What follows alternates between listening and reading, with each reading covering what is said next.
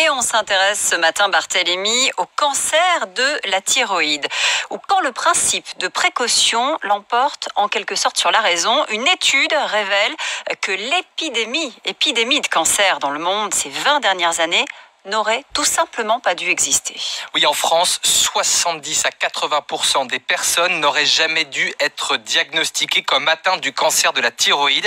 Les médecins, en fait, ont fait ce qui s'appelle du surdiagnostic. Cela signifie que les tumeurs détectées ne sont pas vraiment dangereuses, mais sont diagnostiquées comme telles.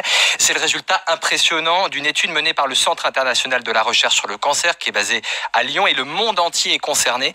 Plus de 500 000 personnes qui n'auraient donc jamais dû être diagnostiquées, notamment dans une douzaine de pays développés, les États-Unis, la Suède, l'Australie ou la Corée du Sud. Comment est-ce qu'on peut expliquer ce phénomène ? Vous l'avez dit, c'est le principe de précaution appliqué à outrance, permis par une évolution technologique, l'utilisation de l'échographie dans le dépistage de ce cancer.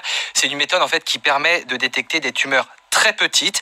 Les experts préconisent de ne plus dire que ces microtumeurs sont des cancers, car la survie est proche de 99% à 20 ans.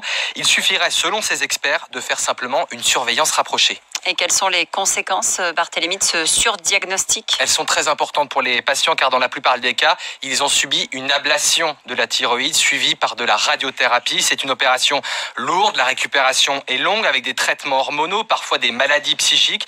Autant de problèmes qui n'auraient donc jamais dû exister pour la grande majorité de ces patients.